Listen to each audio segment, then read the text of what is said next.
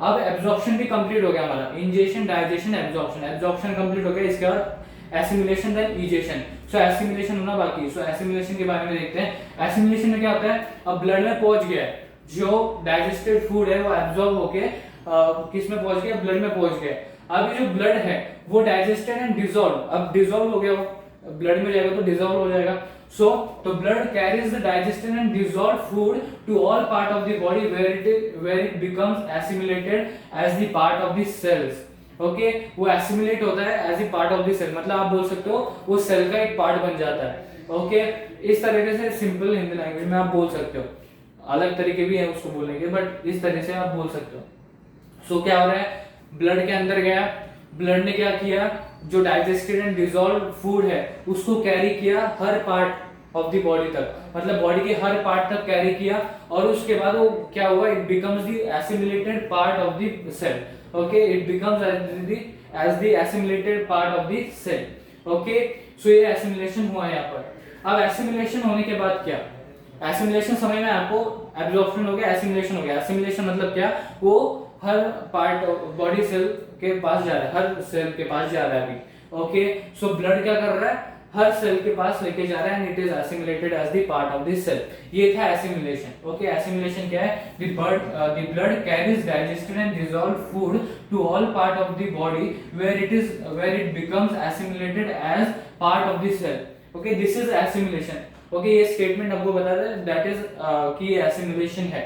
Okay, अब assimilation भी हो गया, अब एसिमिलेटेड ब्लड का क्या होगा, ये एसिमिलेटेड फूड का क्या होगा, वो बोल सकते हैं, फूड बोल सकते हैं, राइट, फूड बोलेंगे हम। सो एसिमिलेटेड फूड का क्या होगा, so the assimilated food is used by the body cells. Okay, अब बॉडी सेल्स के पास जा रहा था हर चीज। ओके, देखिए पार्ट ऑफ द सेल मतलब सेल के पास गया, बॉडी सेल के पास गया। सो ये जो एसिमिलेटेड फूड है ये बॉडी सेल्स द्वारा यूज किया जाता है तीन चीजों के लिए, तीन मेन चीजों के लिए, दैट इज एनर्जी के लिए, जो हमको एनर्जी मिलती है काम करने के लिए, हम जो रेगुलर वर्क करते हैं उसमें एनर्जी लगती है, तो एनर्जी यहाँ से आती है। ब्लड सेल में गया, राइट, ब्लड सेल में गया, वहां से तीन चीजें मिली हमको, दैट इज एनर्जी। एनर्जी के लिए यूज होता है ग्रोथ। ग्रोथ कैसे हो सकती है, for example mental and physical growth. Okay, so growth के लिए यूज होगा। और तीसरा बॉडी को रिपेयर करने के लिए। Okay, repair of body tissues या ओल्ड टिश्यूज। ओके, मतलब यहाँ पर क्या हो रहा है, फॉर एग्जाम्पल अभी यहाँ पर एक और चीज बताता हूँ मैं, एनर्जी के लिए यूज हुआ, एनर्जी आपको पता है क्या है, राइट। ग्रोथ, अब ग्रोथ कैसे, तीन चीजों के लिए, फॉर एग्जाम्पल तीन चीजें बता देता हूँ मैं, फिजिकल एंड मेंटल ग्रोथ। तीसरा ग्रोथ ऑफ न्यू टिश्यूज, यहाँ पर ओल्ड टिश्यूज बताएं तो उसके ऊपर से एक और चीज आ जाता है, that is growth of new tissues. This is new example, that is growth of new tissues and repair of old tissues, और बॉडी, रिपेयर ऑफ बॉडी और repair of old tissues, for example old tissues. Okay, so अब जो ये assimilated food है वो किस में use हुआ, बाय द बॉडी सेल। पहले ये क्वेश्चन आता है किसने यूज किया। ओके, किसने यूज किया, बॉडी सेल ने यूज किया।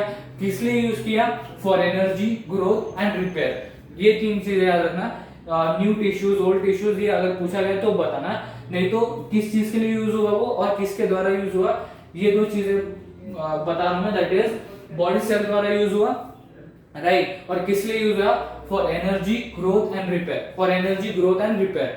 समझ में आए बात। सो ये एसिमिलेशन भी हो गया, राइट। अब जैसे कि हमने प्लांट्स में देखा था, प्लांट से कंपेयर करो, जब वो फूड आता है, ओके, फूड अभी समझ लो उनको फूड मिला, ओके, 100% फूड है, हमने पहले भी बात की है, याद रखना, पहले भी बात की थी, याद होगा तो देखो, दैट इज 100% फूड आया, ओके, उसमें से 50% फूड या 60%, चलो 60% ले लेते हैं, 60% of food is use.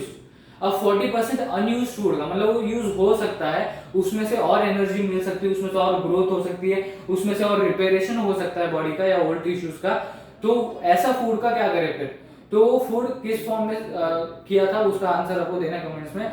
But वो फूड क्या किया उन्होंने, स्टोर करके रखा। तो वैसे ही ह्यूमन बॉडी में होता है, हम स्टोर करके रखते हैं। अब ये स्टेटमेंट के थ्रू आपको क्लियर होगा, देखो क्या बोल रहा हूं मैं, the digested food which is not used by the body immediately, मतलब ऐसा डाइजेस्टेड फूड जो हमारी बॉडी द्वारा इमीडिएटली यूज नहीं किया गया है, मतलब जैसे वो एब्जॉर्ब हुआ वैसे एसिमिलेट नहीं हुआ, मतलब वो यूज नहीं किया गया है, ऐसे फूड को हम ग्लाइकोजन बोलते हैं। अब ये ग्लाइकोजन क्या है, it is the stored form of carbohydrates. Okay, एक तरीके से अभी पूरा स्टेटमेंट पढ़ के बता देता हूँ, कंफ्यूजन होगा नहीं तो। The digested food which is not used by the body immediately is stored in the liver in the form of carbohydrates called glycogen। ये बात समझ में आया? देखो, जैसे कि अब प्लांट्स में था उन्होंने स्टोर करके रखा। अब ये दोनों पॉइंट है ना, ये समझा देता हूँ इनको कंपेयर करते हुए, फिर ये पॉइंट की तरफ बढ़ेंगे। अब देखो, जो 40% खाना यूज नहीं हुआ है वो क्या हुआ, स्टोर हो गया। अब वो किस फॉर्म में स्टोर हुआ आपको कमेंट्स में बताना, राइट। अब वो स्टोर हुआ, राइट। अब वो स्टोर हुआ तो अभी वो बाद में यूज भी तो हो सकता है ना। वो स्टोर क्यों किया गया, जब भी एनर्जी लगेगी तब वो यूज किया जाएगा। तो वैसे ही ह्यूमंस में होता है, ग्लाइकोजन के फॉर्म में स्टोर करके रखा है। अब ये ग्लाइकोजन जब भी एनर्जी लगेगा वो बॉडी यूज कर लेगा। ओके, वो ग्लाइकोजन बॉडी यूज कर लेगा। समझ में आ रहा है बात? बहुत ही इजी पॉइंट है। देखो, जो डाइजेस्टेड फूड है जो बॉडी द्वारा इमीडिएटली यूज नहीं किया गया है वो लीवर में कार्बोहाइड्रेट्स के फॉर्म में स्टोर किया जाता है, और इस स्टोर्ड फॉर्म को क्या बोलते हैं, ग्लाइकोजन बोलते हैं। बात समझ में आया? देखो वापस समझा रहा हूं फाइनल टाइम, दैट इज जो डाइजेस्टेड फूड है वो एक ऐसा फूड है, मतलब 40% में आता है वो ऐसा फूड जो बॉडी द्वारा इमीडिएटली यूज नहीं किया गया है, वो लीवर में स्टोर होता है। पहली बात तो वो लीवर में स्टोर होता है किस फॉर्म में, कार्बोहाइड्रेट्स के फॉर्म में, जिसे हम ग्लाइकोजन बोलते हैं, तो तीन आए। जो फूड यूज नहीं हुआ इमीडिएटली वो लीवर में मतलब लीवर में स्टोर किया जाता है। किस फॉर्म में स्टोर किया जाता है, कार्बोहाइड्रेट्स के फॉर्म में, और इस फॉर्म को क्या बोलते हैं, हम ग्लाइकोजन बोलते हैं, राइट। सो ग्लाइकोजन बोलते हैं इसको। अब ये ग्लाइकोजन का होगा क्या, स्टोर करके रखा है, करो रिलेट उसको। Okay, this stored glycogen can be used as the source of energy when it is required by the body. मतलब बॉडी को जब अभी सोर्स ऑफ एनर्जी, मतलब एनर्जी लग रहा है, बेसिकली एनर्जी जब लग रहा है तब ये glycogen can be used as the source of energy. Okay, मतलब यहां से एनर्जी यूज की जा सकती है। ओके, मतलब जब भी एनर्जी की जरूरत है बॉडी को तब ये ग्लाइकोजन के द्वारा ये यूज किया जा सकता है। मतलब ये जो ग्लाइकोजन है ये यूज किया जा सकता है as the source of energy, यहां से एनर्जी हम ले सकते हैं, राइट। सो इस तरीके से ये एसिमिलेशन के बाद ये होता है, ये सारी चीज होती है। और उसके बाद जो अनडाइजेस्टेड फूड है वो इजेशन के इसमें आता है, वो इजेशन पार्ट हम अगले इसमें देखेंगे, राइट। सो अभी एक बार रिवाइज कर लेते हैं। हमने अब तक देखा कि क्या हो रहा था कि अभी फूड आया, ओके, स्टमक से इंटेस्टाइन में आने वाला, वहां पर पैनक्रियाटिक एंजाइम्स एक्ट करते हैं, लीवर एक्ट करता है अपने एंजाइम्स के थ्रू, और पैनक्रियाज एंड लीवर क्या करते हैं, अपना सिक्रीशन देते हैं स्मॉल इंटेस्टाइन को। स्मॉल इंटेस्टाइन को सिक्रीशन दिया, स्मॉल इंटेस्टाइन को सिक्रीशन देने के बाद क्या होता है, वो रिसीव करता है सिक्रीशन, और फिर ये सारी चीजें होती हैं। ओके, अब फूड आ गया है इंटेस्टाइन में। ओके, तो जो वॉल है इंटेस्टाइन की वो ग्लैंड्स कंटेन करती है। अब ग्लैंड्स के अंदर इंटेस्टिनल जूस सीक्रेट होता है। अब इंटेस्टिनल जूस के अंदर क्या होता है, एंजाइम्स होते हैं जो प्रोटीन, कार्बोहाइड्रेट्स एंड ग्लूकोज को protein, carbohydrates and fats, protein, carbohydrates and fats को अपने सिंपलर फॉर्म में कन्वर्ट करते हैं। अब मैंने बताया ऐसे कैसे बोल सकते हैं हम कि सिंपलर फॉर्म में कन्वर्ट किया with the example of protein, right.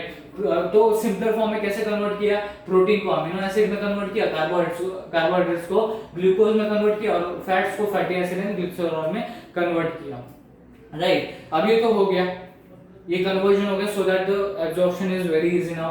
सो अब एब्जॉर्प्शन कैसे होगा, तो ये पूरा प्रोसेस है एब्जॉर्प्शन का, इतना जो है ना ये पूरा प्रोसेस है। उसके बाद एसिमिलेशन होता है, देन जो फूड एसिमिलेट नहीं हुआ है या यूज नहीं हुआ है वो ग्लाइकोजन के फॉर्म में होता है, राइट। सो देखिए, अब जो इनर लाइनिंग है स्मॉल इंटेस्टाइन की, उसके अंदर फिंगर लाइक एक्सटेंशन होते हैं जिसको विलाय बोलते हैं। विलाय क्या करता है, सरफेस एरिया इंक्रीज करता है। अब ये दो क्वेश्चन आते हैं यहाँ पर, विलाय क्या है और सरफेस एरिया इंक्रीज क्यों किया गया। विलाय क्या है, they are richly supplied with blood vessels, okay, first thing. और इसी की वजह से क्या होता है, they take the absorb food to each body cell, मतलब बहुत ही इजीली वो बॉडी सेल तक एब्जॉर्ब करके बॉडी सेल्स तक पहुंचा लेता है। समझ में आ रही बात, मतलब they absorb the food, absorb food को क्या करना है, एब्जॉर्ब फूड को क्या करना है, हर बॉडी सेल तक पहुंचा रहे हैं। अब एब्जॉर्प्शन हुआ कैसे, लार्ज सरफेस एरिया था, इंक्रीज द सरफेस एरिया, मतलब जितना सरफेस एरिया होगा उतना ही एब्जॉर्प्शन होगा।